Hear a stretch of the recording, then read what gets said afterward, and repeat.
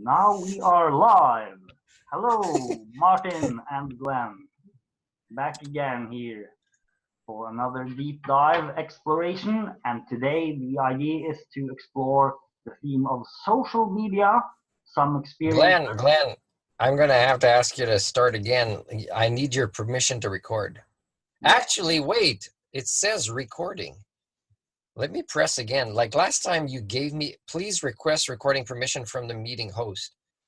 But I see the word recording probably because you are recording. But my record button is still not red. So you're recording, I can see that, but not me. Yes, now you can record as well.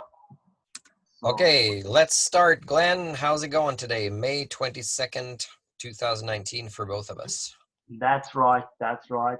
And we've had a couple of these deep dives, and today we were thinking about exploring social media and some experiences from a few groups we've been involved in, and also the space of possibility of social media, how we could use it, for example, meaningful activism. And yeah, I think that's a good topic to kick it off with. Okay, I agree. So, where should we begin with this? What is social media? Is that maybe a place to begin? Is that where people tweet or twat or something like that? Or Yeah, it's a lot of things that's happening. Basically, I think of it as machines that transmit patterns of light from one place to another, and hopefully meaningful patterns where we can build knowledge, ideas, and understanding over time. I thought you were going to go do an impression of George W. Bush. 1,000 points of light. Oh crap! I'm doing the wrong accent. Stay the course. 1,000 points of light. Okay, I'm doing the wrong accent. But anyways, I thought you were also going to say that the new form of governing in the United States now by the top government is to tweet govern. I thought that's what you govern. Yeah. So much of the public conversation has been moved over to these channels. What does this mean? Well, is it good or bad? Yeah. I don't know if there's an answer to that question. Well, I think I would say I would want to make it as good as possible. And how can we do that? Is tweeting about like really short, condensed words or abbreviations or symbols? And somehow I don't see that as containing more accuracy or quality of messages or solution-focused kind of conversations. I see that in the opposite way. Could I be wrong? Because maybe it's some brilliant code language I haven't learned that actually is more precise than people using, longer sentences or. Well, it used to be quite short, 140 characters, and then they doubled it or something to some. The issue is you don't see the face of the person sending it. So you're just seeing some words on the screen. You don't know where it came from. You see a little picture, you see a name, maybe you have some ideas about the person. So already then there's a big danger of misinterpreting, and it often happens.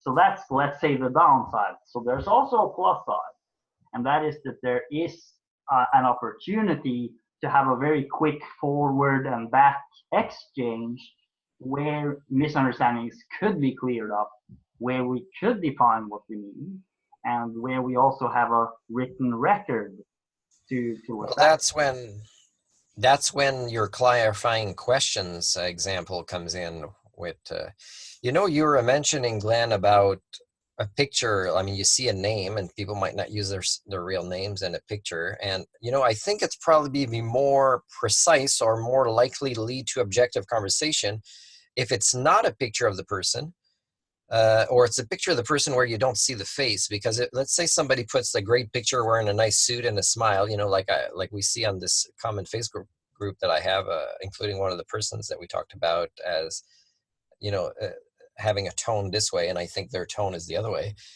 We could talk about that more later, is when you see a smile and the topic is not related to a smile. It's like when they put an article on MSN, somebody died, and then they, you know, they need a picture and they'll put a picture of a police officer smiling. It's like, what the hell? This is so incongruent. It's so so it's the same thing. It's better to probably put a non-person picture, and then you're not going to make an assumption the person is happy or unhappy, because as social creatures, the best listening we do is with our eyes. The nonverbal communication is our first and inherent form of communication.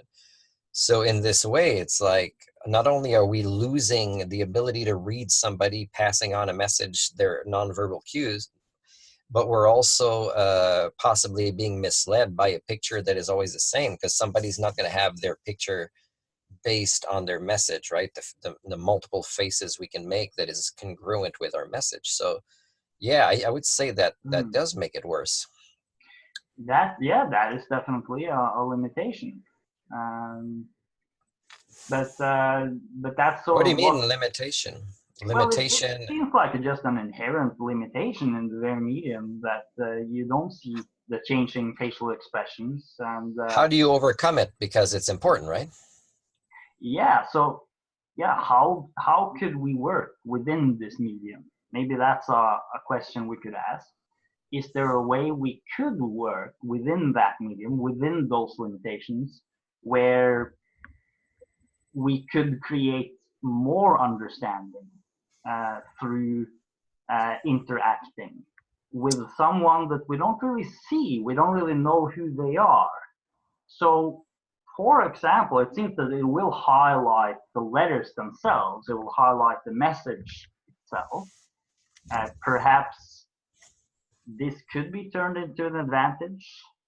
Perhaps it could be a sort of depersonalized development of ideas in themselves, where we are personally involved, but we sort of, the person is somehow in the background. I have an idea. What we're doing now, and we discovered this at the beginning with the first talk, that the way my computer or software, or I'm joining you, right? I'm not one of the facilitators of this Zoom program. I'm just joining you, and you're giving me permission to record. But for me, it's always recorded, and I haven't looked into it. It's recorded in what you call the speaker mode. So the speaker is the one shown, and then as soon as the other one talks, that they're shown. But you're posting it as two people. Now, my first instinct would be very small compared to the average person, but it'd be like, oh, it's nice to not have people see my face all the time. But really, I'm the most open book person I know, so really it's easy for me to overcome this and prefer, that I read and study my face, and people can do that when you're talking and vice versa. So in these tweets, what would be cool is the software, when when it has permission from the camera, is even if the person doesn't want to speak the words, is as they type it, you see their face, right? So you can really tell. And of course, as humans, that would give us a sense of security. We'd have the congruence. The words match the nonverbal communication, the actual behavior of the person or the emotion on the face, which people don't realize unless they study acting or something like that. And sometimes I've actually scared people a bit, say, I could pick up these little tweaks in your eyes here and there, and I could describe what they are. And then they think it's freaky, like I'm somehow Professor X telepathically reading their mind. No, this is just normal stuff humans knew how to do thousands of years ago. I'm reading the different expressions. And of course, the timing has to match, right? It has to match your message or thought you're feeling. At the time, you're thinking it, it comes out of your mouth, and consciously that's the time I'm hearing and interpreting it. Now, these have variations of microseconds. And when you know how to read somebody's face, you can really know, okay, I trust that person or I don't. And it turns out most people, I can't trust them.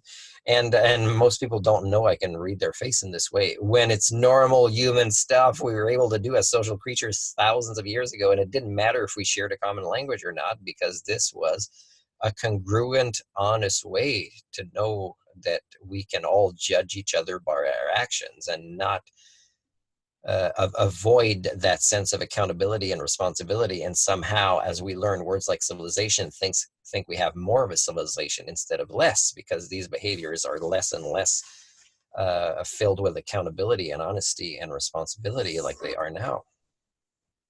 Yes, that opens up that social media also can include video. So then we have elements of that. Well, we're doing it. Like we're doing now, obviously.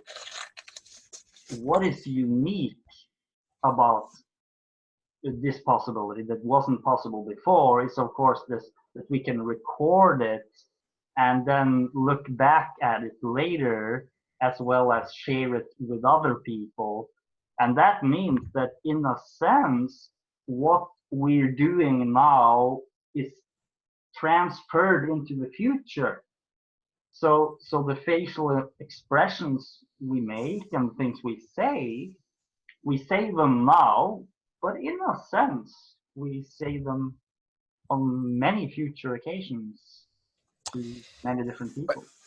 So incongruence, for me, this topic I was talking about before, is one of the most important thinking tool that is missing worldwide. And in the group where we met, the Ecology of Systems Thinking, I've pointed that out to them many, many times, and I have examples. And with us, let's say I rewatch our video that we've done before. It's not mostly to learn what you said and that I missed to learn from. It's to study myself. And also maybe study you and your face and your words, because when I was busy talking during the video, I might not have studied that. It's to get to know you, but it's mostly to get to know me more. And if people do this, they get to know themselves more and their incongruence and their lack of genuine ability to interact with another person. And then they'll be outraged or disappointed or feel guilty or sad, and they'll want to change it. So, of course, it's very important to record these things. And recently, I'm so happy with who I am, and that I've overcome the anxiety of being worried about being judged as who I am when I'm proud of who I am, because I'm not selling an image, I'm selling who I am. I'm walking to this store to buy this item to plug it in a different way in my computer, and I see a Japanese woman. She's wearing a shirt that says, "I'm just being myself." Now, I saw her as, I would like to ask her, because I like to ask people in Asia, even if they have just one English word, if they know what it means, because most of the time they don't. And I did see her when I came back from the store, and I got her attention, and she knew I was talking to her, and she still she said a word or two and turned her head a little bit, but kept walking in the store. Now, if she knows what it means, I'm just being myself, and the way she preferred to just ignore me and wish I would just walk away, and she went into the store instead of having a human interaction. And this woman was maybe in her maybe late 20s, maybe. And so if she's being who she is, and she acted like this with me, and let's say she would see herself videotaped in the news like this, then let's say she is judging herself who she is, then what word would she now label herself for her next shirt? I'm antisocial, or I don't want to take responsibility for my life, so I use the excuse for everything. I'm just being myself. Stop judging me, or I can do whatever I want. So again, this is a lack of accountability and incongruence that I see not just in social media, but everywhere around the world. And I see it with strangers really, really quickly as well. And it doesn't mean they had to have something written on their shirt. I'll see fake politeness in a lot of Asian cultures. And because of this, they'll make no efforts to communicate with the nonverbal communication. And because, English or Japanese don't need to be shared. A common language does not need to be shared. And what is required for communication between two people, either in person or on social media? What is your answer to this question? What is required for messages to go back and forth, communication, win-win scenarios that would benefit the two people or their cultures to evolve, either social media and person? What do you think is required from the people that are communicating? Yeah, that's a good question.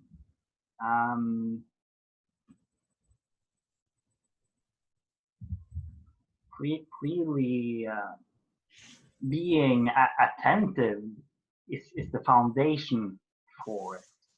What's the motivation to be attentive? Well, one motivation is to understand reality better and understand myself better.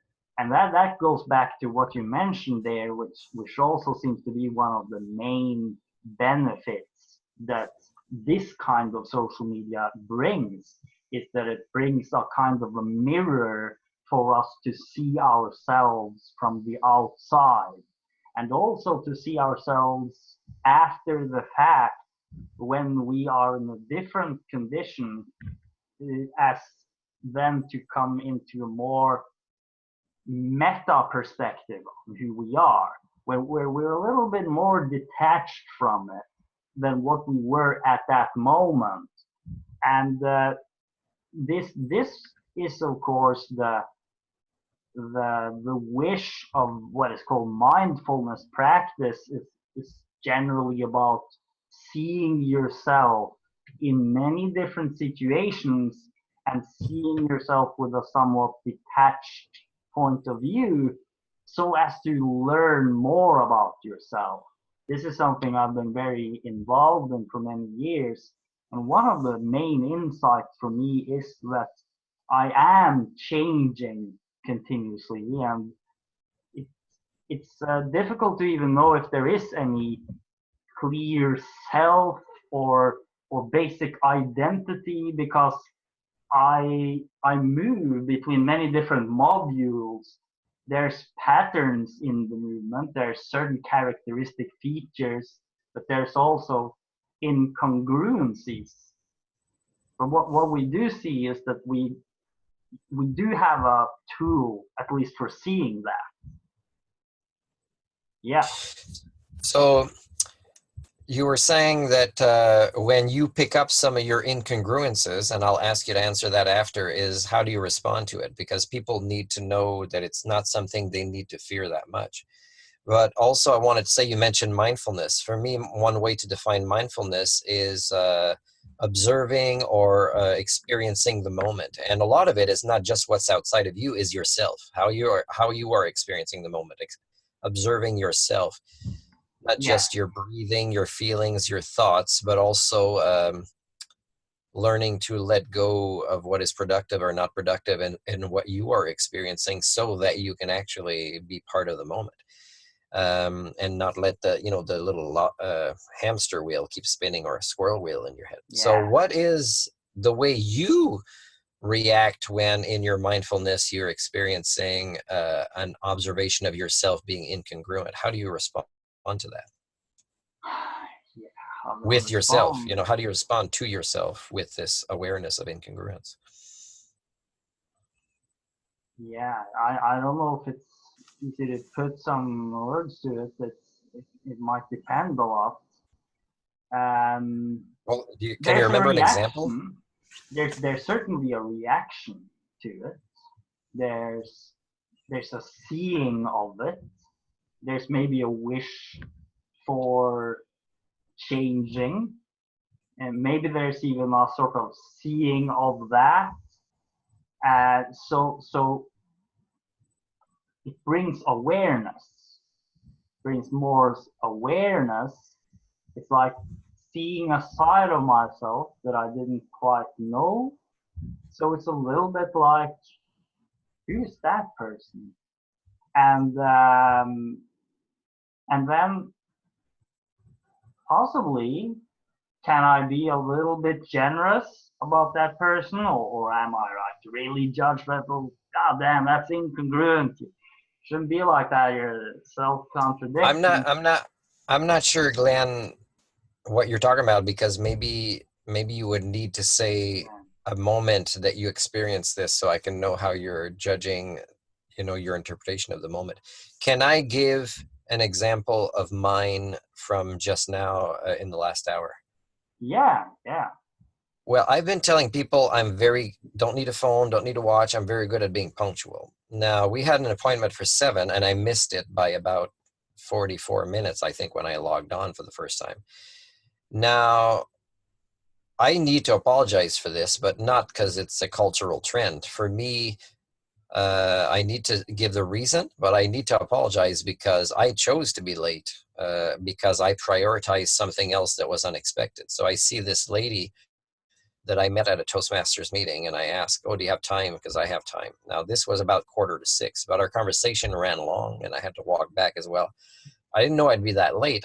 I apologized to you already before, but it's incongruent with who I say I am and how I acted today. But it's rare. Like it's really is. I am on time most of the time without a watch or, I can just look at a clock on a wall or ask somebody if I really need to. But I'm early a lot of time, and early makes me relax and able to be there when I'm supposed to be there at the right time.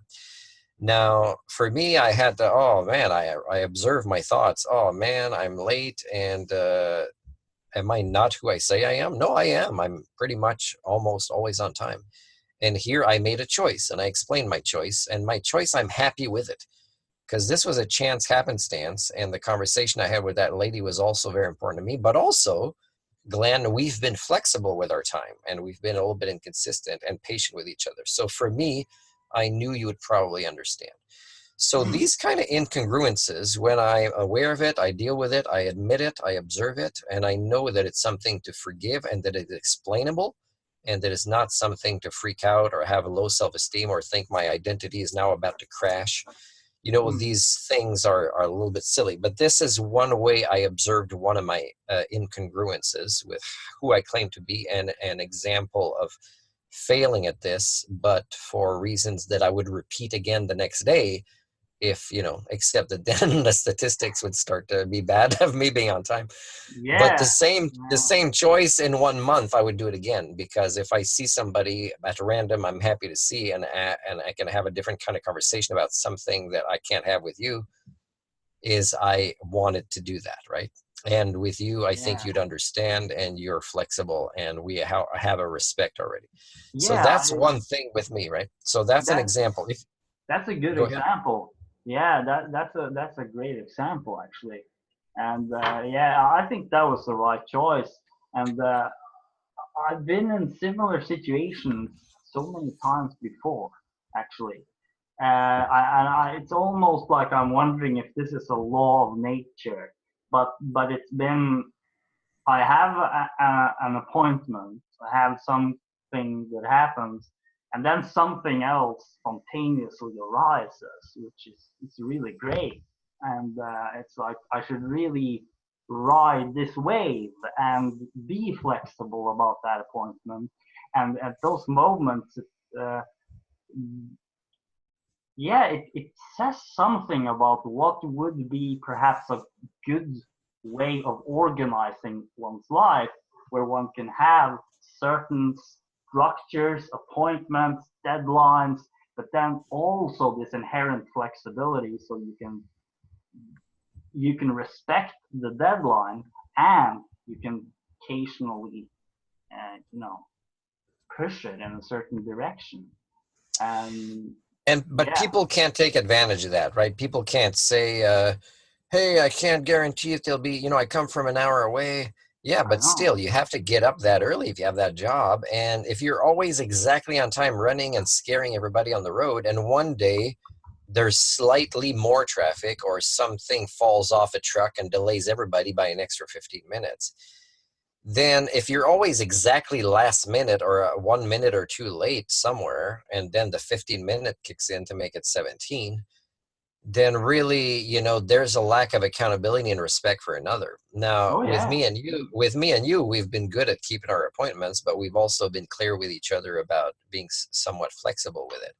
Yeah. Now, of course, there's different things. For example, if it's a job interview or whatever, is a different choice would have been made. I would have said to that person, I'd like to continue, but we have to do it a different day or whatever. And of course, the conversation would have ended up being different, but not necessarily worse. It might have been better in this way. It's hard to predict. So again, it's priorities and choices, and I feel good about my priorities and my choices.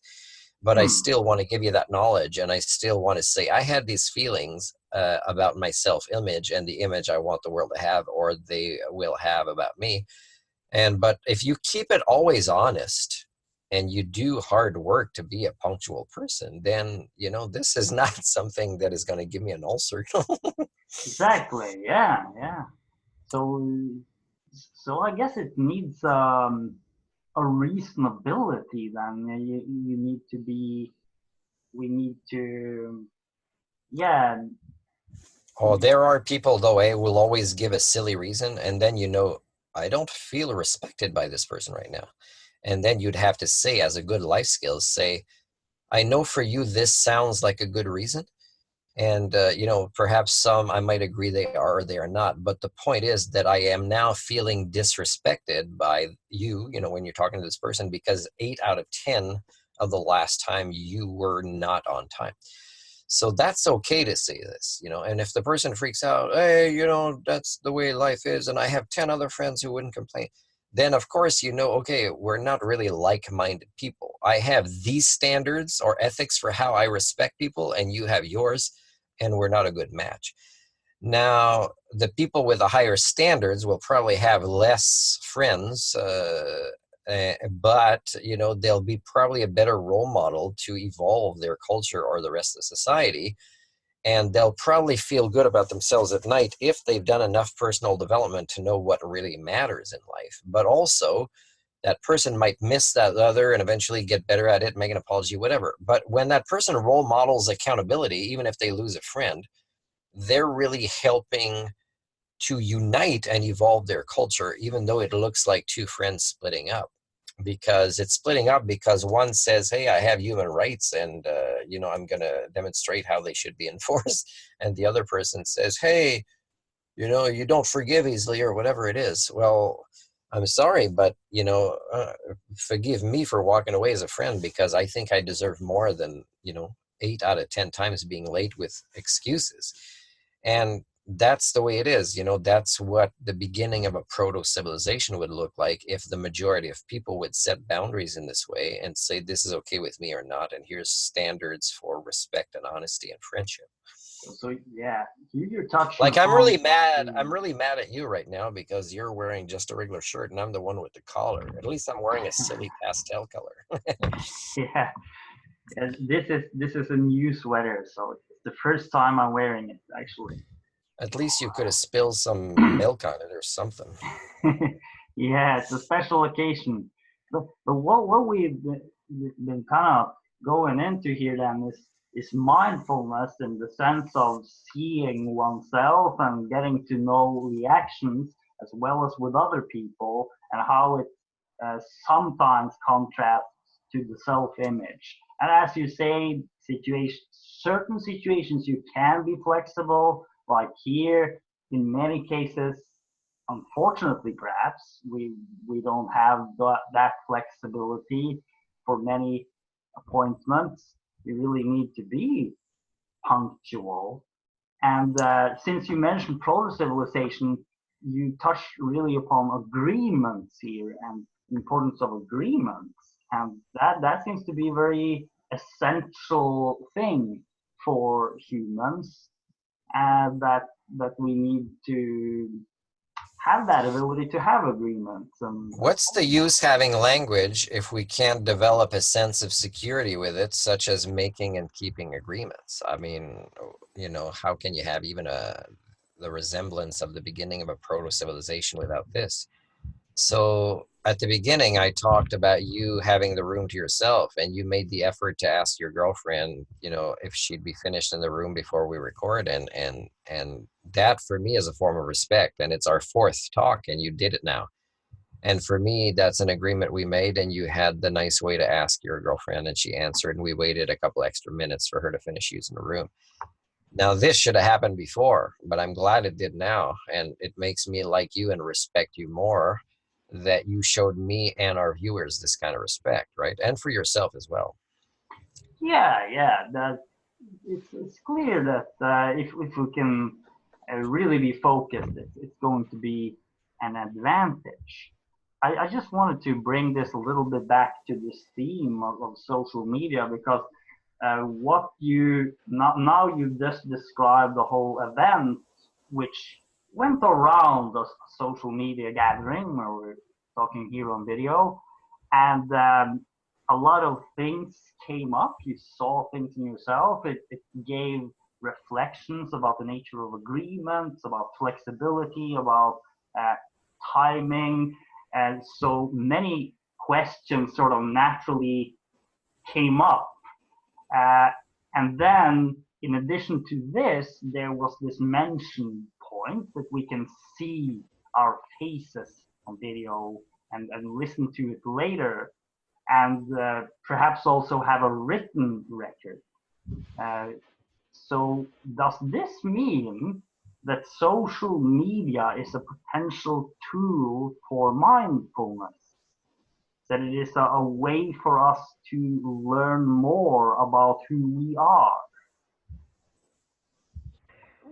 Okay, you're asking me this question is, I don't believe it is the way to go if one pursues mindfulness, but I believe there's advantages to it that are rarely used, such as using video. As a life skills coach, to promote metapsychology and minimize incongruence, for example, is we have lessons where we videotape ourselves practicing certain, social skills, social connection skills, either listening skills and watch ourselves on videos. Now, when we do that, we have to be gentle with our ego, and nobody's supposed to attack us, and it builds eventually the skills we need in a gentle way. Now, this is me, being a life skills coach and doctor of humanics, being the good guy. Now, when I have confrontational conversations, such as with people on this ecology of systems thinking group, they'll often be hostile to something I post, and then I will write a counter response that is non-hostile, and you get them back to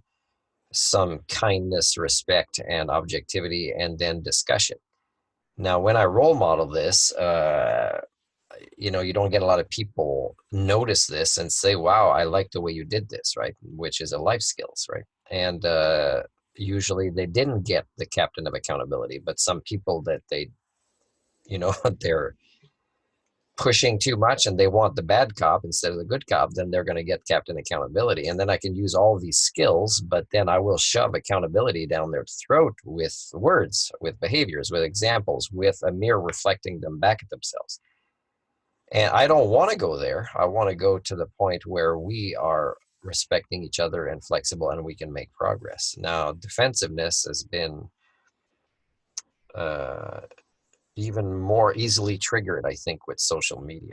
And people sometimes even agree on things and they don't know because, they can't even write properly or read comprehension, even in the same common language, to actually be efficient this way. And then, of course, misinterpretations happens even more without the nonverbal cues being accompanied by the poorly written or shortened or easily assumed kind of interpretation of something. And people sometimes don't even know if they put the wrong emoticon. I don't know how to say that, but it's just one button away or one punctuation mark away, and they won't even know until like 6 months later they might have put the wrong one, and it caused a big argument, and the guy doesn't even know why he's upset from the beginning, so he can't even tell the guy, hey, did you use that wrong one 6 months ago? So it's ridiculous. These things wouldn't happen when we can read each other's face like we're doing now. Like I can read your haircut now is that you had a very windy day in Norway today. Had windy dreams when I was sleeping, maybe. Okay. Actually, I haven't been outside yet. But, you must have dreamt of Wizard of Oz, yeah. But there you really point to one of the really big challenges of social media, and it happens so often that it can become this defensive discussion where they don't really meet somehow, speak past one another, don't really understand, even perhaps actively misunderstand. This seems to imply that we might need more respect and more patience for social media to really work as a tool for communication. Well, let me bring a scenario to you here. Okay, let's say there's elite people who have a lot of money, and they want to facilitate the status quo with monetary paradigms, the military oil industry complex, all these things, religions, whatever paradigms. Now, they want to maintain their status quo and their elite status. Now, let's say social media is building, and let's say they have money and they hire think tanks, think tanks. Now, do you think the think tanks, let's say they're good at knowing how people act or that they're missing social skills, do you think they would try to shut down social media, or they'd try to keep growing social media, the think tanks, in a way that would actually benefit the elite? Now, when I say growing social media, I don't mean the quality or the effectiveness of what a lot of people want them to be intended to be used for, but I'm talking about growing them by making more, by making them complicated, by making software that is deliberately inconsistent or that is easily able to screen things out. Now, what do you think? Because for me, when we get back to the point of activism, because if a million people are online saying, I want this, president to resign or something, it doesn't make a difference. I mean, somebody just closes their computer and that's it, it goes away. But if, not a million, but 100,000 are outside on the lawn of that parliament building saying, I want that person to resign. Now that's a totally different kind of activism that you can't ignore or make go away. So of course, a think tank would want more of this nonsense of people fighting themselves and working against each other instead of creating a positive activism movement, such as something like Greta is doing. She says, oh, I was on the train this long, don't want to fly, I was a train this long and I was in front of she goes here and there. She's not like social media stuff, right? She's got a strong personal presence. And of course, she's learning skills and she's getting better at, she goes public speaking and actually, bringing accountability to people's face in the same room. Now that is effective. There's no way there's ever going to be a social media that's going to be as effective as what this 16-year-old girl is doing. So that makes a difference. So think tanks, they, let's say they work for the elite, they have to find a different way to shut her down or shut her message down. And I'm not going to go to James Bond movies here with scenarios, but I'm going to say that they have to think outside the box, because now they have somebody that's efficient and they can't totally close their message down, but they have to kind of dilute it or try to contradict it sometimes or try to make it easily forgotten or whatever it is, right? So it benefits the elite. Yeah. Did I just see Supergirl? I think I just saw Supergirl go by. Yeah, we're good. Yeah, that's a question that contains many other questions, obviously. For example, is there even such a thing as the elite? Or is there a whole bundle of elites who want relatively different things, maybe some similar, but the general theme you mentioned obviously is people trying to manipulate the medium. Where there's more collaboration is the elite collaborate with each other a lot more than the general population who really want the world to survive, right? They are not collaborating as much, and social media is not teaching them the skills to collaborate. It's just diluting their ability to get together, and getting together is in person, really. Sure, you can do the planning in social media, but then it's like, go out there. And, if you block the streets or you shut down some stores, not by, breaking windows, but because even people in the stores want to close and go participate in this, in movement to improve their culture, is now the elite are like, holy crap, I'm not going to make profit. I own that store. Or now I have to pay for security guards or whatever it is. I'm making a loss or whatever it is, right? That's very different kind of social movement, and of course it will be needed more and more, and it automatically grows in this way more and more as things become extreme, and as tipping points are about to crash, like what is coming in the next 10 years or so. So it's a societal force. It's a movement, and social media is hopefully just going to be used for people to connect and plan this together. And I hope their planning is more and more intelligent, again, to avoid violence, because violence is a way that think tanks will discredit the people that actually have good intentions, but Oh yeah. they're led to be so freaking frustrated that it'll be easy to label them as fundamentalists or terrorists or whatever. But really, they care more about the kids of the elite that the elite do. And that's why they've just, at some point, they get enough. And they've had enough because they've been pushed against the wall, and they've seen, people suffer. And now when you look at the elite, and I think David Suzuki, on a post that is it David Suzuki or somebody that I was just watching on video, they said how the elite they don't really care about their kids' generation. They're really just short-term thinking. And that's their Yeah. addiction, right? They can't get out of it. I But don't know about all that stuff. Yeah, this is where things are getting. Yeah, my BS radar lights red when people talk what do you about mean BS radar it. bullshit? Is that what you mean? Yeah, well, because there's so much speculation in social media as well about the elite, right?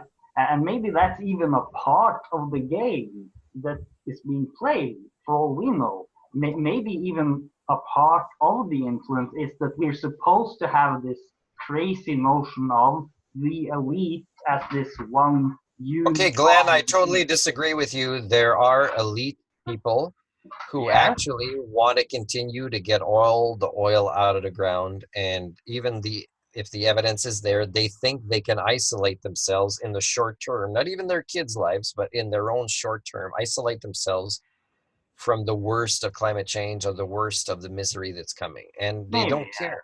Now, this is People of inhuman, power. right? Yeah. You don't see this behavior in animals, right? You don't see this kind of long-term evil thinking, because it's long-term. Like, it's Okay. long-term. It's like maybe for the rest of their life. That's long-term. But So this kind of deviousness it exists, okay? And yeah, if you but don't want to are believe they it exists, unified? First of all, are they unified? well, again, we're not looking at a conspiracy James Bond or Da Vinci Code movie here. Is they are unified by memetics, by the force of momentum of society and status quo and business as usual. Now, Hmm? there are think tanks that might help, or there are, because think tanks aren't working for the good guys, really, because they are elite as well. So, uh, and an honest think tank would do it openly. There's And many because a think think tanks. tank that wants to manipulate public opinion, well, they're not honest, because you can actually manipulate public opinion in an honest way through education if you put science before culture. And that is one way for the smart people to actually create an evolving culture. Now, Glenn, all I was going to say is I don't want to argue with you about elite, because it exists. It existed for thousands of years, and it's been different things like religious paradigms, monetary paradigms, fear, power, violence, all these things. When it brings a person in a position of power over others, it's addictive. It's part of human nature, and it is not. And when I say part of human nature, I don't mean that you can't stop it or fight it or eliminate it. I mean that it is a trend that is easily adopted by people, that get into this elite status. Now, many of them will just continue the rest of their lives like this, even if it harms their kids. So this exists, okay? It's a phenomenon, and you can do your own research to prove it to yourself if you want. I don't want to go there, but what I want to do now is I want to say, why are we not using social media better? And I think the reason is that we are divided, and the think tanks can use social media to divide us even more than if we didn't have social media. And Yeah, why are we so easily divided? great, great. I think this is great stuff, actually. But I really would love to get a little bit more clarity here, because I think I'm very much on the same page as you.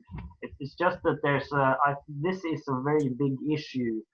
Um, we're speaking about, so there's people who have, relatively speaking, quite a lot of power, quite a lot of money, quite a lot of influence, and they want to influence what happens on social media. Okay, that seems clear.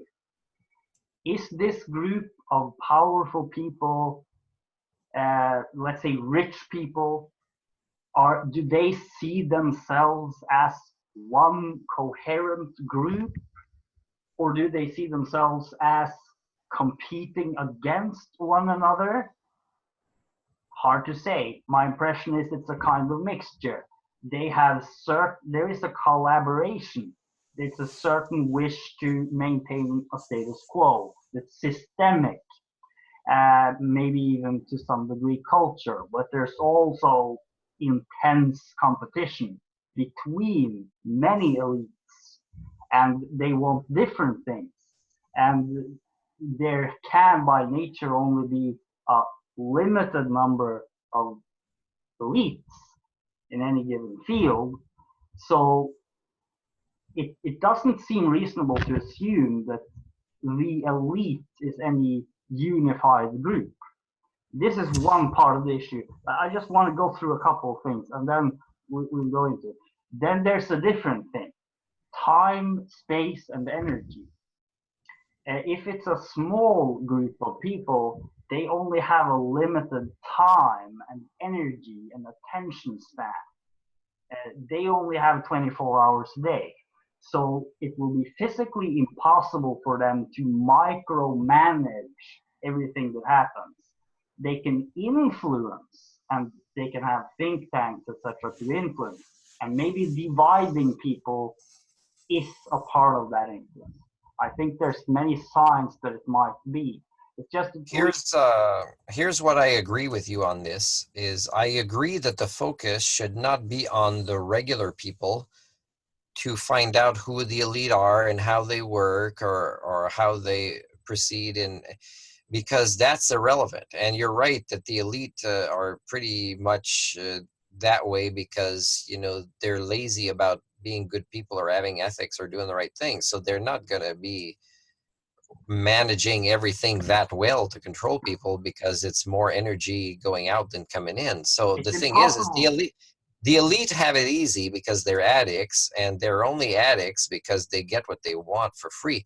So the bad guys are not the elite, okay? So trying to find who they are, whatever, is wrong. The bad guys are the 9 out of 10 nice people in society who make choices to give the elite power, such as wearing a suit to go do this job. Like the people, I criticized the manager of this store for like an hour. Okay, and he had to sit with me, and for an hour I criticized them. And they all wear the same uniform, and they go to work, and they don't care, and they sell useless plastic products. Now, if you do this with your life's choices, you are creating elite that will, be able to, you're too scared to give me their email so I can complain to you directly, so I complain to the sub manager for an hour, because you are serving the elite with your choice, your power. If you go and get a car and that runs on oil, and you're stuck in traffic, or when you're stopped you don't turn off the engine, you're giving power to the elite with your bad choices. If you decide to buy these products because of peer pressure, when you kind of know that the products are made in another country by 12-year-old kids who don't have an education or will have a normal childhood, then you are giving power to the elite. So the bad guys are the 9 out of 10 nice people in society, which are within their power to control. So don't go looking for elite.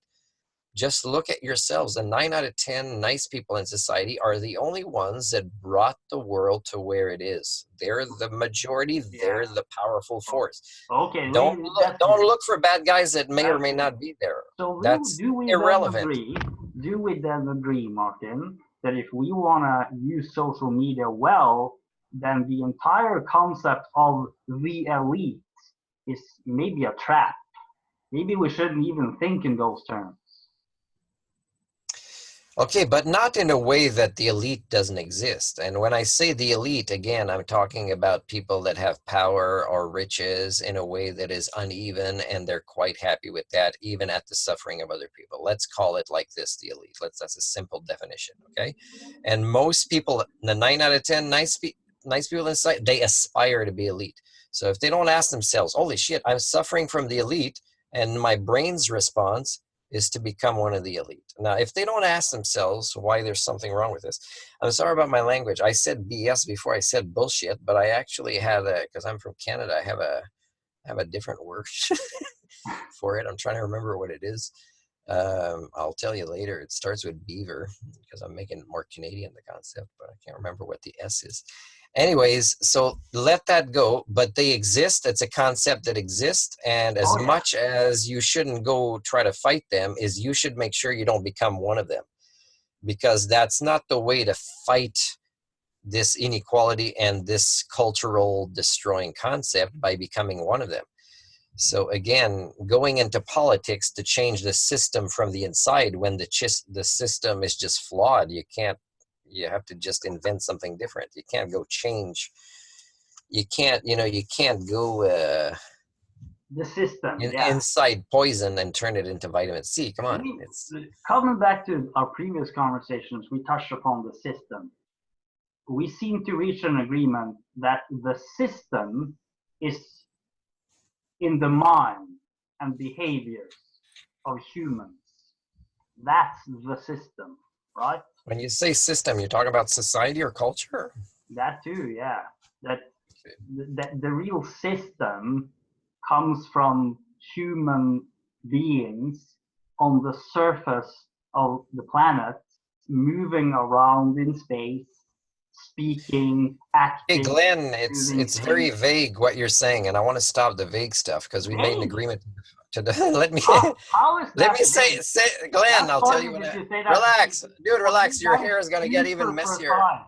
That's like for me super precise. I just went into super precise. Dude, let me give you an example.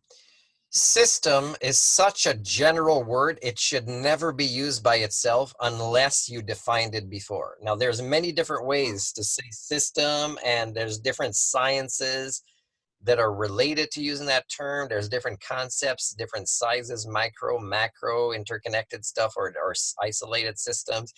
Now, if you don't say what you're talking about before and you use the word system to somebody who can actually define different types of system, and then stick to this topic, and then suddenly just use the word system because everybody agreed that's the one, or that's the definition, and I'm shortening it to system. Otherwise, you might as just tweet S, and then assume everybody's talking about the same thing. So when you say system, now when you use the word, I was listening to the rest of your context, and it's like, whoa, he's all over the place. He could be meaning system in 100 different ways, but he's using it once in a system. In a sentence. So wait, this is not like it's pretty vague. That's why I was saying this is not something I can participate in the same conversation as him unless he just specifies. Let me clarify then. I'm defining how I understand system. It's patterns of movement in space. If you want a definition, that's it. And that includes. But if you say this, if that's the limit of your definition, then I don't want to participate in a conversation where you use the word system, because I have no clue what you could go from, like astronomy to microbiology to what happened when you were in the toilet. You could go anywhere with this. So I don't want to be in a conversation like this with you. So you have to say anywhere. we can take responsibility for our own pattern of movement, because that's the reason I'm emphasizing this. When people often think about system, they think about it as something external, something outside. I'm saying it's not. System is something we do. It's something we behave. It's something we think. It's something we act. It's the pattern of movement itself of our being. Then say those things. Say those things. The things we do, the things we act in this situation when this happens in our life related to climate change, whatever it is. And let's use climate crisis to honor the changes going around in our paradigm right now. We're not using climate change anymore. We're using climate crisis, and we should have used that like 25 years ago. Now, please stick Patterns to of movement. specifics Yeah. before you want to go to that word, because So otherwise you're just writing astrology. You're just saying, oh, you will have a beautiful day today, something special will happen. I'm not going to tell you what it is, but at some point you can decide this was the special thing that happened to you on your day, and then you'll say that, yes, indeed, my zodiac sign is this, and the maybe stars are we don't have wonderful, to and use I'm the word. an astronomer who doesn't know the difference between astrology and astronomy. And you go to a planetarium now, there's more time being spent on learning about the constellations. Come on, where's the astronomy? Yeah. Maybe we don't have to use the word system even. We can just stick to patterns of movement. I mean, for me, pattern of movement, that's the most precise term. That's the basis. Now, are you talking about social systems? Are you talking about the forces of the universe? Are you talking Yeah, about, everything. bacteria in a petri dish? What are you talking about? Yeah, that's the interesting thing about this patterns of movement. It You goes could on be all talking about scales. your hair in the wind. You That could too, be yeah. when you're Hair in dreaming. the wind and how I'm sitting here, how I'm talking here. I mean, it's movement. It's the way of the movement. So that might be perhaps a more precise way of formulating these issues, because I've been looking for what could be a different language to use, also on social media, and I've come into time again these concepts which turns out we don't really know what they mean. We don't know what system means. We don't know what the elite means. We don't even know what my identity means. And it becomes very vague and we speak past each other. We sure don't know what capitalism means or socialism means. These words are thrown around all over social media, and it seems that the effect is kind of conversation that collapses. It doesn't work. It's sort of like these concepts, one could almost assume they have been designed by a think tank that wanted to divide and conquer. Well, another answer, if you don't want to go to conspiracy, is HSD, is Homo sapien domestication, my theory of what happens to evolving cultures, to the human brain, when the human animal domesticates the human animal. Here's an example. Way before World War II, there was the symbol of the swastika, I think it's called. Now, in Asia, with a particular religion, it's a symbol, I think, for peace, okay? Now, how long ago is this Second World War, and how is it today that's still in the news? Now, of course, when people use that in Western countries, it's usually to promote white supremacy or hatred or the false concept that there are different races among humans, and even if there were, that they should be divided in some way. So it's promoting ignorance is what it is. That's another one. Yeah. Now, how did this contradictory way to use this symbol, although it's there's a slight differences and you can tell by the context, but how has it been this long? Now should we criticize, let's say, Western, North American journalists or politicians for not saying, hey, in Asia they've been using this symbol for this meaning this long? Or should we criticize the Asians for allowing this concept to be hijacked during the time of the wars, and now it's still promoting ignorance when it was meant for peace? So who's to blame that we didn't define this symbol properly? Well, it's the 9 out of 10 nice people in society again. So thanks, Glenn, that we had this little argument on system. And I also like that you did define something earlier that we were on the same page about. So it's very important. And again, I apologize because I've been meaning since the first appointment to have written down, or at least have ready, certain definitions. And I want to keep that in my wallet, actually. Certain words that are so important for the concept of proto-civilizations, like the word accountability, how to define it, is we have to define that more and say, okay, this is the topic today, and here's how this word is defined. And if somebody goes off course, it's often because, oops, oh yeah, that's right. If we define it this way, which I do agree, then why did I answer like this? Why am I arguing? It's like a momentum. It's almost a defensiveness. It's almost like I'm defending something I said 10 years ago, even though I'm already now smart enough to know I don't really, I've already Yeah, evolved from there. This is super interesting, Marty, because I think we might actually have moved really into the core of the topic here about how we could use social media better. I Because thought we one, were getting worse and there's only like 20 minutes left. oh yeah, well, we can do a lot in 20 minutes, Tell but me what you're saying about social media and how we're yeah, getting back to the because the there's an expression that sometimes says the obstacle is the path. Sort of like if you see your own incongruence, you can learn about yourself, so you can move past it, etc. So if we can see what's hindering us from using social media well, then maybe that might be an entrance for us to be able to use it far better than before. And I see one very clear hindrance, and it's come up here and it come up again. And that we're throwing around these concepts that have been hijacked, and it's been hijacked again and again and again by all kinds of different groups, using them in totally different meanings, become politicized, and we don't know what these concepts mean. There isn't any consensus about what they mean. And but not only that, these concepts are also sort of like magnetic fields that lead into these turmoils, so that we can get lost in these spirals of misunderstandings that aren't cleared up because we try to define one concept by showing another concept, but we don't understand that concept the same way either. So then we're trying to define it by going to the third concept, and at the end of the day, people are sitting with different screens and they don't see each other's faces, and they're reading things that seem to them to be nonsense. It doesn't seem to be Look at my right. face.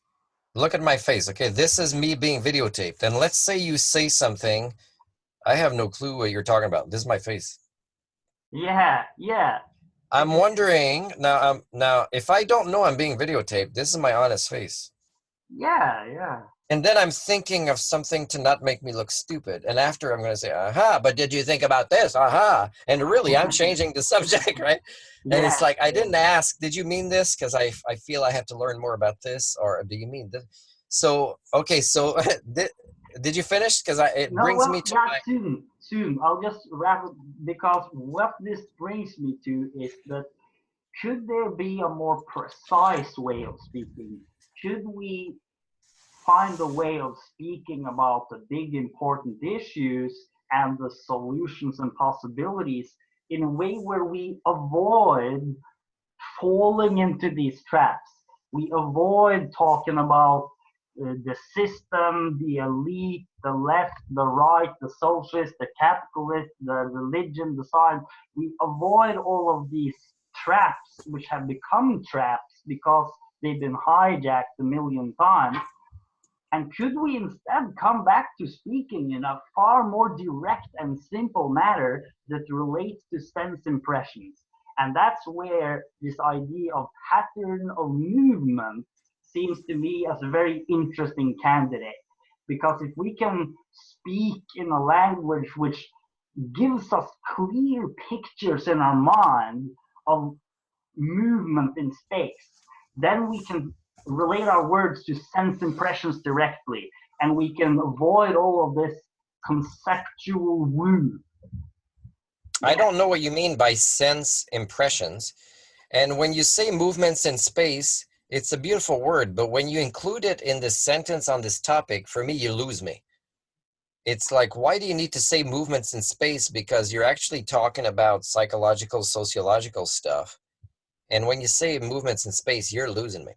well, So please behavior, define, okay, but, and the other term that I already forgot that you said, sense, what do you call it? sense impressions, like you Tell see. me what you mean.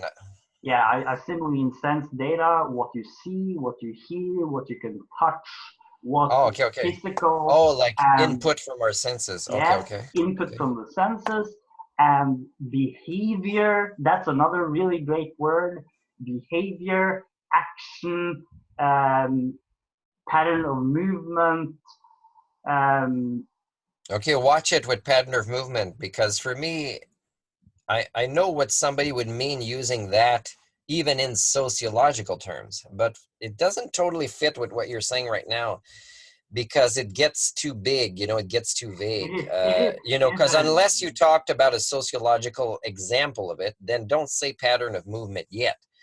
But I know that, relationships between things, and you can use a synonym of relationships between psychological or sociological interactions as, movements in space if you want. But still, for me, Hmm.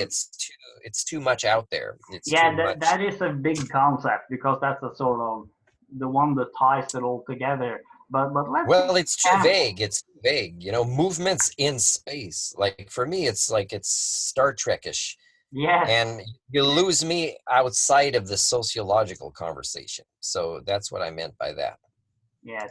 But okay, I don't know exactly what the answer is, but it's definitely a question then that's come up. If we could perhaps if there could be a more precise way of using language where we avoid falling into these traps of these misunderstandings and where we can define our terms.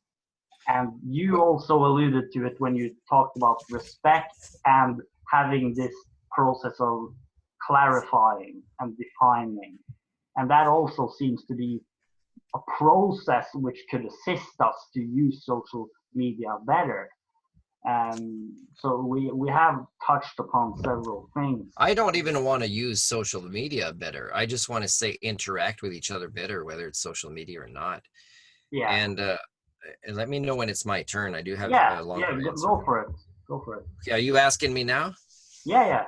Okay, so this is me answering the question. Is once on ecology of systems thinkers or thinking, is I posted a song and some people liked it right away, and then there's some complaints, blah blah blah, and it was never clear why the complaint was. So I want to answer you with a song. Is the answer, my friend Glenn, is your hair blowing in the wind? The answer, Glenn, is your hair blowing in the wind. So the ecology, the ecology of systems thinking is a group I joined. For me, it was September 21st. I think 2018 was the first time I posted something. So I shared a song that I sing in the background, but you see a slideshow of pictures with people interacting with animals and some politicians and things like that. So, but also there was a written blog, and my written blog, I defined ecocentric humanism and gave a few examples of it. So now I'm going to share a few things I posted. Now I was really happy about discovering the ecology of systems thinking group, because for me, it's like, holy crap, they must be ecocentric humanists if you use those terms, right? And by the way, their terms, and I'm not going to get to that in my study so far of my interactions with this group, but I've actually wanted the admin to define. And I also said at one point, should I define it? And should I also define all the different variations of interpretations of combining the word ecology and system and thinking and systems thinking? And nobody actually wanted to get into this. They all wanted to put their mumbo jumbo and advertise themselves on there instead. So here's some examples of some of the things I posted as I was getting more and more discouraged that social media was actually going to create social interactions or discussions of more quality. So again, how do we make it better? Well, we make it better by developing efficient skills. Now, we have language that could be used efficiently. We just don't choose to do that. We choose intellectual laziness, and we choose our personality pathologies, and that's the priorities that we have. So on September 22nd, I also defined the word America, because when politicians say make America great again, there's a lot of inconsistencies and ignorance in that term. So there's somebody on Facebook recently, mine, that showed up after a long time, and it's somebody that's religious and incongruent and promoting the oil industry and the having too many kids in a world that's not going to be good for them. Now, the person criticized a post I put of David Suzuki. I have things that I could also criticize David Suzuki for, but it was not about the message or disagreeing. It was just saying David Suzuki is hypocrite and didn't spell hypocrite properly. And this person is a typical redneck Canadian person. So now I look at their Facebook, and at some point it says Canada is actually carbon neutral. And so I'm asking them, how do you define carbon neutral? And I have to ask a few times, and they never get into it. Well, it's the same thing with the ecology of systems thinking. Even if they have PhDs, and this other guy, might just have the high school, I'm not sure. I don't think there's any post-secondary education. But so why are we not addressing definitions? Why am I writing things, and then I'll see when there is a lot of comment, I'll see even admin taking the comments off course. And again, the fake kindness, the fake respect that they think they have to have with their picture, with their suit, and being an admin. But really, you can see the incongruence of going from bullying to supporting to, and I can pick this up, and anybody else studying this that actually should be claiming to use language efficiently would pick up as well. Even if you don't see people's face, you see the inconsistencies in the comments. So I posted a whole bunch of things that I think was related. I defined early on species alienation. I used the word homocommunia for the first time. We're talking about September last year. Okay, and many, many months after that, people are still criticizing I'm not defining things. Now people say, if you would only define, and I keep asking people in these earlier blogs, what exactly do you need me to define out of that 5-minute? And nobody actually wants to show that to not be ignorant, you have to ask questions. Nobody wants to ask the questions and say which word it is, because you have to actually do what young kids have the courage to do in class, is to actually, and with a good teacher who says there's no bad questions, it doesn't take that much courage with a supportive class created by a good teacher. So, I posted a whole bunch of things, and I think, it was only like when by the way, I posted a little ad, and this brings you back to your accountability a little bit, Glenn. On October 1st, I posted a little message to hopefully anybody in the over 6,000 of people on that group, say, oh, by the way, I'm looking for a new place to go in the world. I would love to offer my Humanix program for free. There was just one short comment, like 2 words, like of encouragement, but that was it. Okay. And there's people who claim to share things in common with me, and I say, oh, cool, can I send you my program, or can you read this article? And I never hear back from them. It's almost like they're stealing my material. I have no clue what's happening. So it's fake kind of, but I mean, there's got to be some elitism there, or some bad intentions, or some fake wishes of collaboration. Now, the data is still there unless they go and erase it. And this is just the beginning. I haven't even finished. But today, what it is for me, Glenn, is also video 4, because I promised earlier on, I said, I'm thinking of leaving this group. And this was within the first week or 2. And I can film 4 videos why. And it's easy because they keep giving me the proof of why.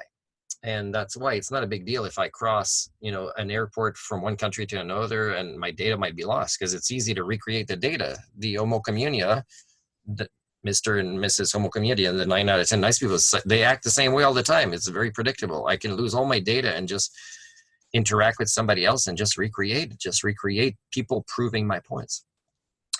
So there's so many things that I posted, and people are still saying, does he have a place? It's like, come on, you know that you can actually go see what a person posts and just see what they posted, instead of just blaming somebody for not doing the research. So this intellectual laziness is really the problem, and everybody's got to address it, right? And part of it is also a fake self-image. Is for people, they have to, again, admit, okay, I don't know this. I don't know what you mean. And it's even hard at my age to learn another term. I just want to use my term.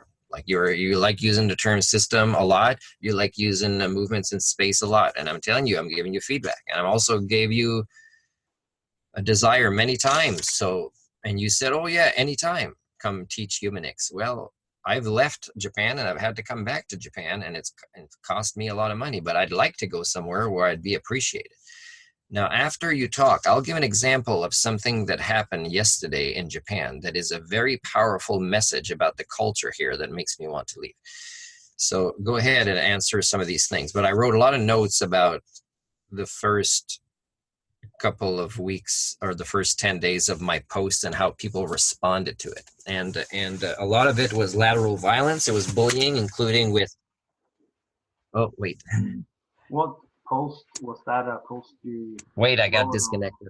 Yeah, a lot of the first few posts that I've cataloged is they prove my points of why I'm leaving, and part of it is nobody even wants to define ecology of systems thinking, and nobody actually wants to do anything but criticize something. They don't get what you're saying, and instead of asking, they'll just judge you in ways that the topic totally gets off course, and the admin will participate in this. So of course, for me, it's like, oh, that's so disappointing. I was hoping that there would be like-minded human operating systems in there, but there wasn't. And wait, are you sure?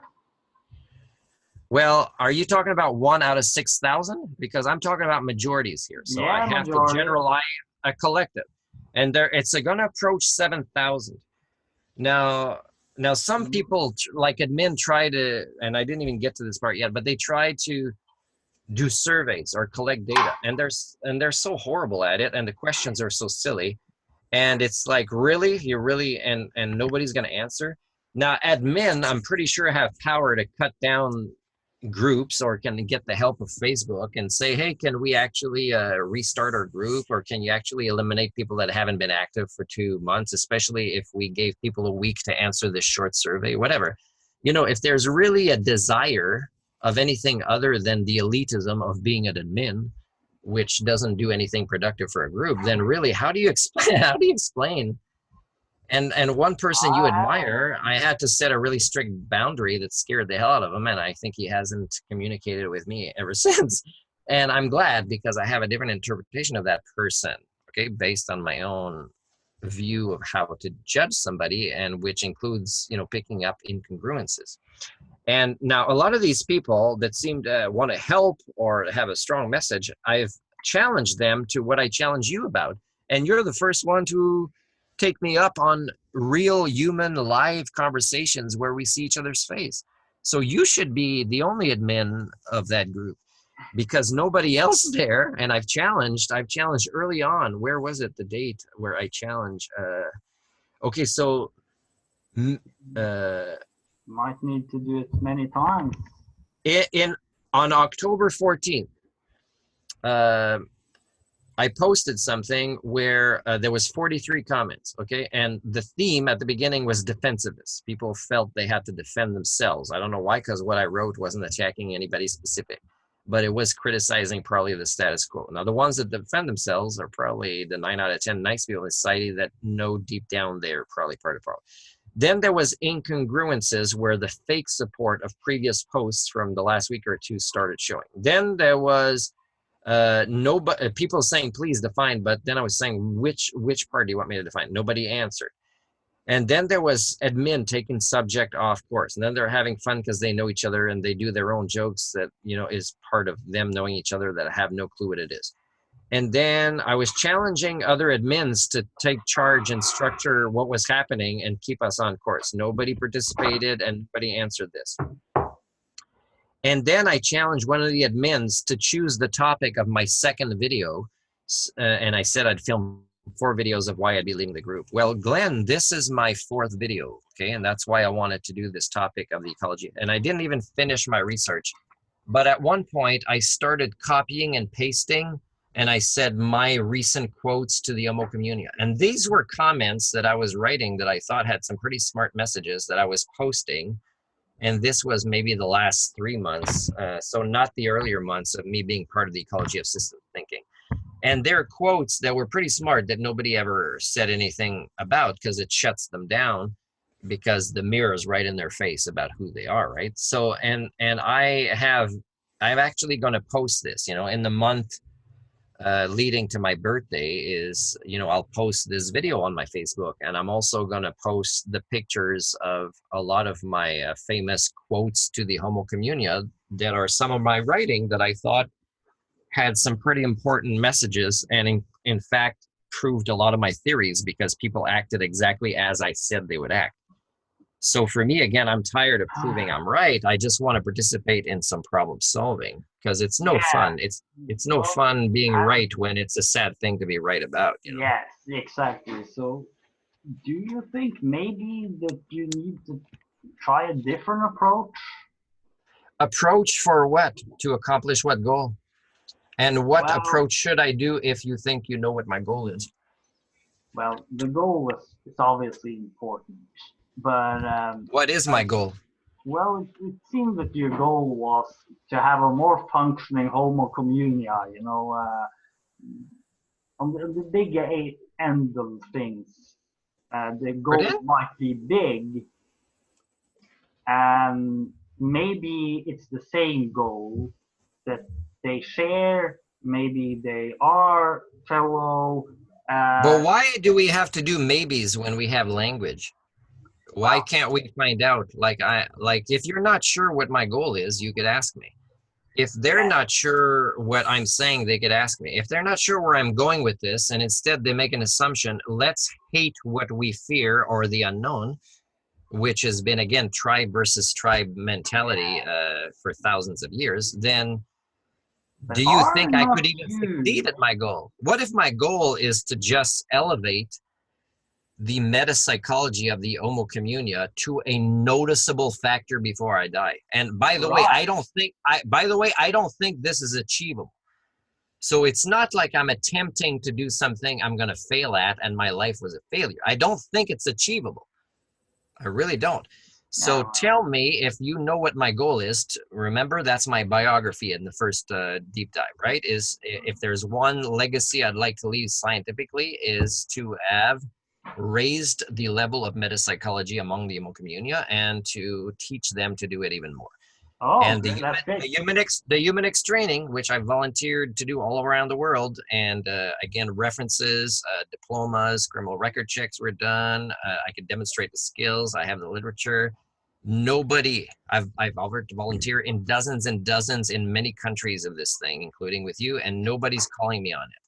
So this is, again, proof I'm not going to achieve my goal, and I'm okay with that. It's not proof of anything.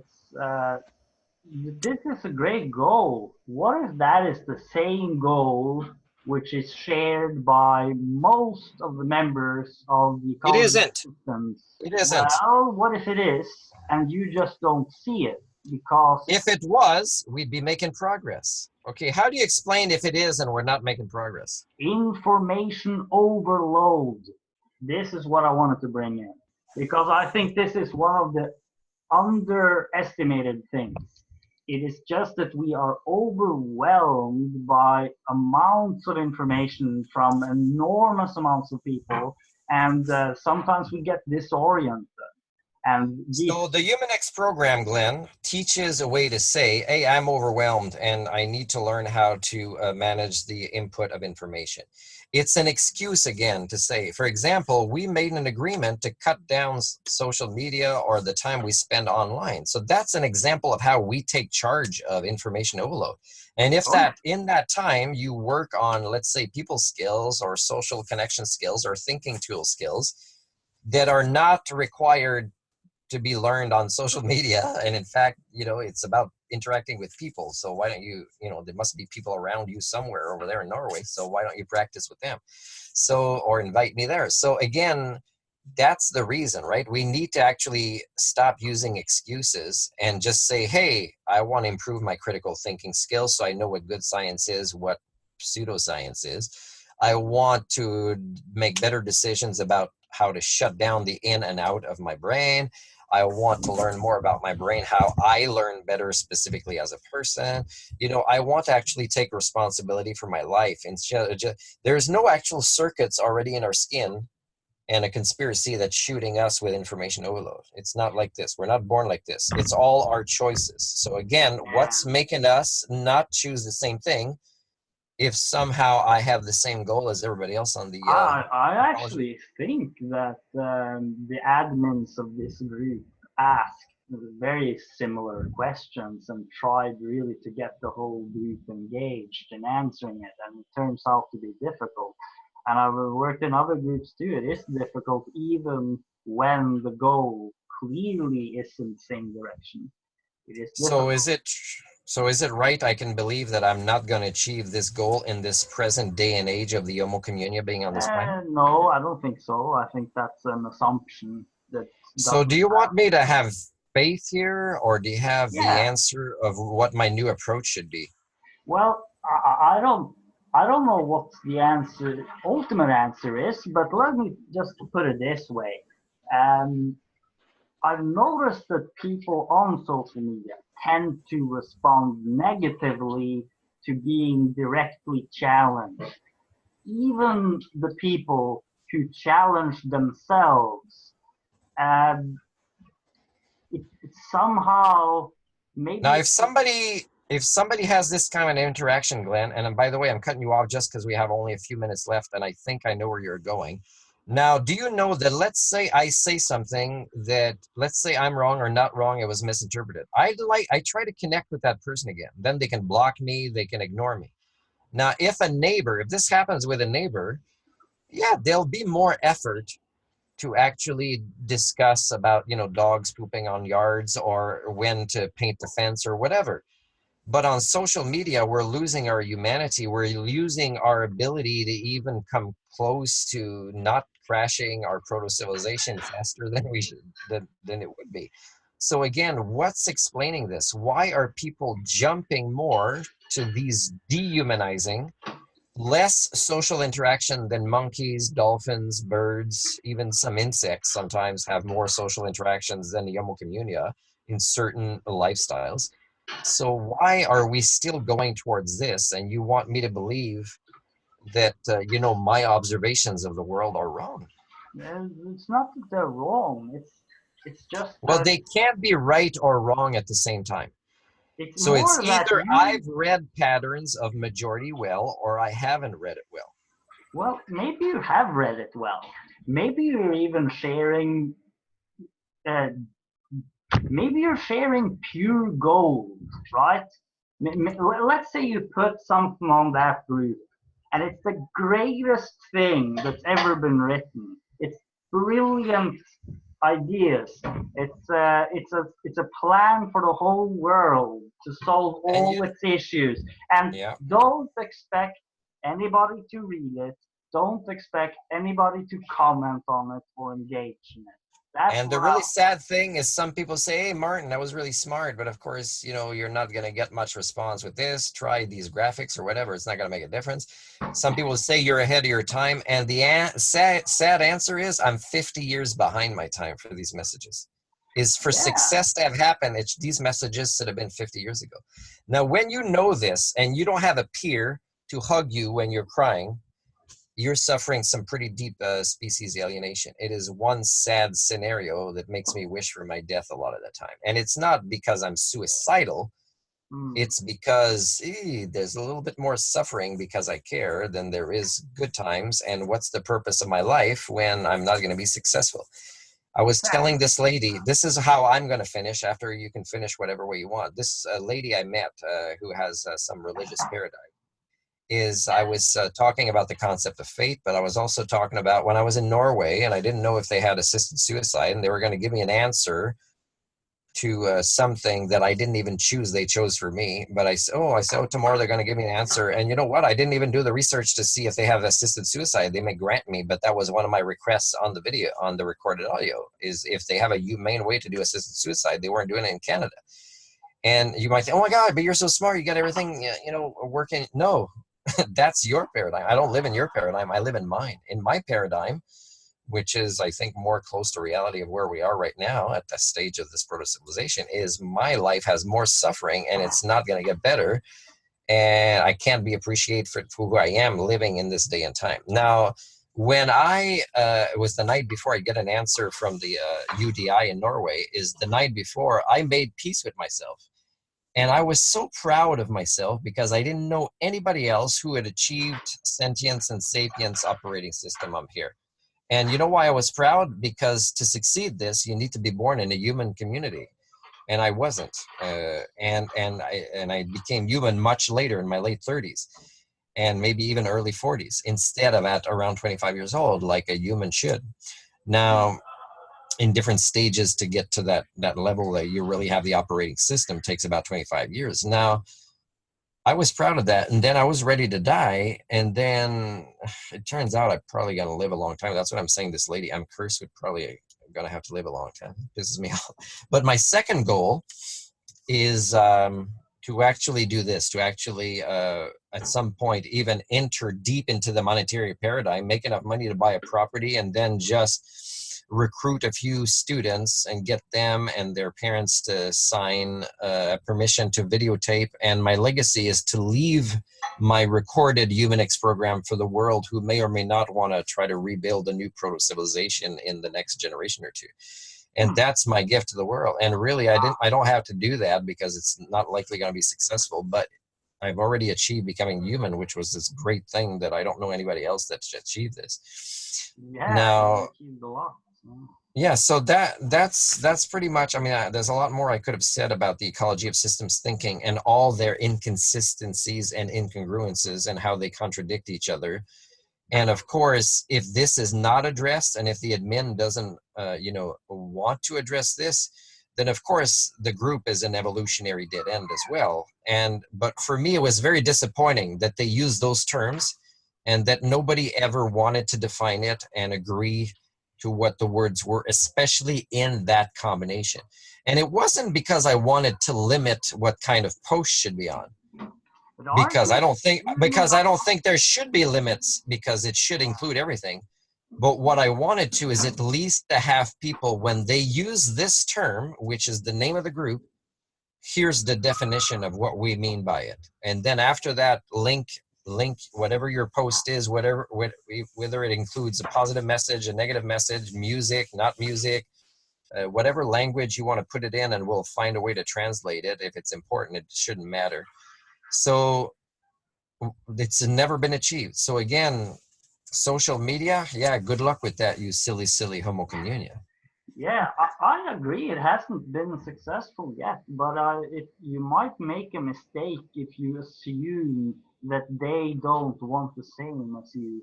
And my impression is that the majority of members of that group want to raise the metacognition of the whole world. There's no question about it. Okay, well, again, Glenn, we're going back to the theory of what we want and the commitment of the practice. So they don't want the same as me when they don't want to put in the conviction of the heart and the practical part.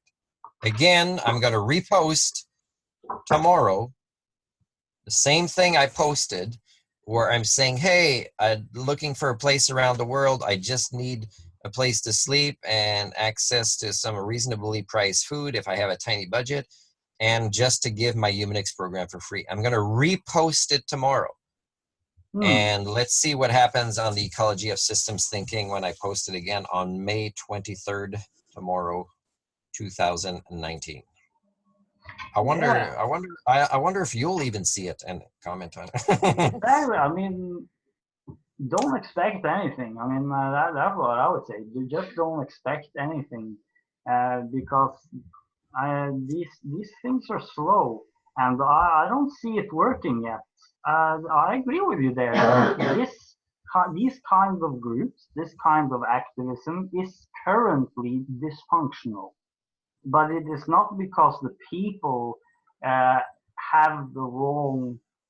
Okay, you're contradicting yourself. You're criticizing people without criticizing people, so it doesn't make sense. The dynamic of the group. But the dynamic is created by people's decisions, and that's what you have to look at. Yes, but it's also a part of a larger context, which has many distracting elements. And you want to move even slower than before, because things are more complicated now with information overload. Now, instead of moving faster like we should, like Greta's saying, you want us to move slower.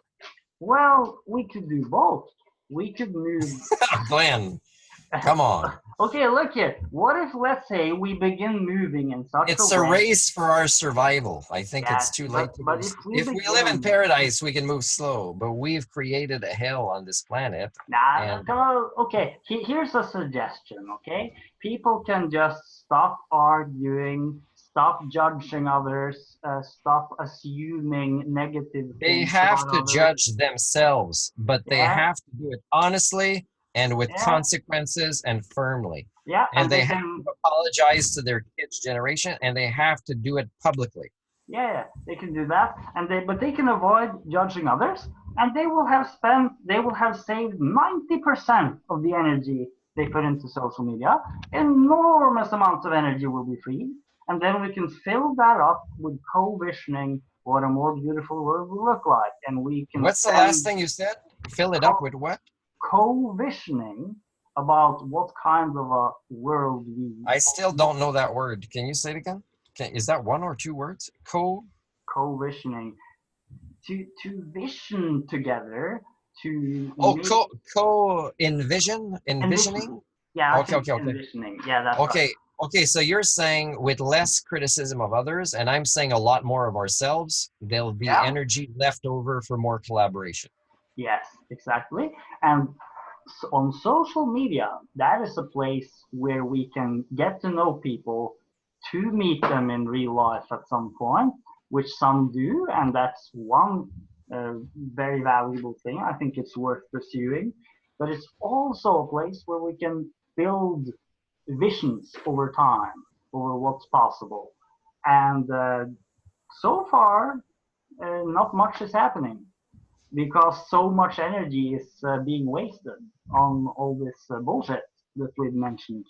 And if we just avoid the bullshit, then we can even avoid social media for quite a few hours. Spend some time in 3D space. But when we do engage, we could do it in totally different ways that we haven't tried before. For example, to have a thread, imagine a thread where we ask what kind of world would you most want to live in, and have people really fill in that thread. And it will take some time. I think really we have to be patient about this stuff. But at the same time, if it's done well, then perhaps in 20 years we can create a totally new civilization, which will transform everything. And not only that, but in the 20 years while we're building it, the civilization is already gonna work better because we're pursuing a bigger goal. Well, how we should build it is just, again, looking at ourselves, making changes in our own lives. We shouldn't tackle fixing the earth when we don't know why we're still breaking it and we don't understand about the earth. And we should not try to evolve cultures when we don't even know how to fix our own thinking tool issues or problems in our own lives. So again, it always starts with us. So think globally, act personally. Yes. That's perfect. That was a perfect note to end it on. I totally agree. We have to begin with ourselves, always. Your girlfriend had perfect timing. I think she came back into the room when it was about 90 minutes. Yeah, I think we're 90 minutes in. This was perfect, just in time. Maybe we were a couple of minutes over, but not too much. A little bit over it. So, I really think that kind of puts the thread together, and we definitely touched upon a lot. We mentioned social media a bunch of times, but I think we again kept with the theme of psychological stuff and also, communication efficiencies. I think we should always mention that, and we should always role model it. And we did do some role modeling of asking each other about terms, how to use certain terms, paraphrased a little bit each other, and we are trying to. I think you're more nice with others in a way that is a little too late, and And when you're like that, I think when we don't criticize people when criticism is due, I think people have less motivation later on to actually do the personal work, you know. So I think it's okay. And because when somebody gets criticized and they actually are wrong, they can admit that and make progress. And when they do, that's when they get a hug from me and they get like, holy crap, I'm with you on your journey, buddy. I know what it feels like and I'm proud of you. And this makes me cry because you're making a decision to create a better future by starting with yourself. But the defensiveness is certainly more common and building Oh with yeah. social media, without seeing each other's faces to know we're really the same, instead of just somebody selling an image, you know. Okay, Glenn, we're going to do a countdown. Any last word? We're going to stop the recording. I just wanted to throw in a little last point to that, and that is that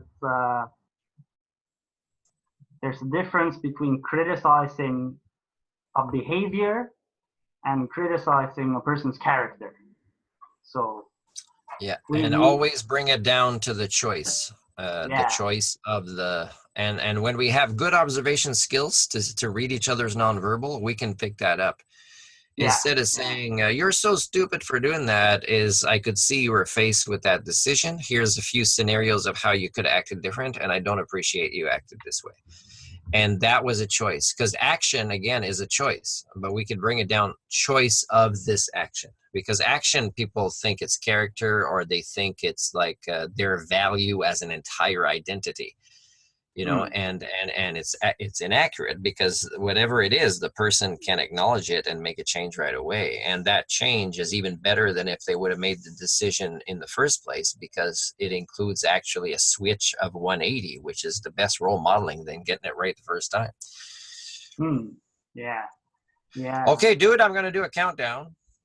Great stuff. So Glenn, this was our fourth deep dive, you call them. I started calling them this too, and I haven't taken any scuba diving classes yet, but I do want to at some point, although David Suzuki says it doesn't look too good, off of Australia right now compared to when he went before. So that was one of my blogs from before. So I'll let you go, and thank you for this fourth one. And I think I'm actually going to post this one on my Facebook before I post the other one we had, number 3, because that one is saved for my birthday.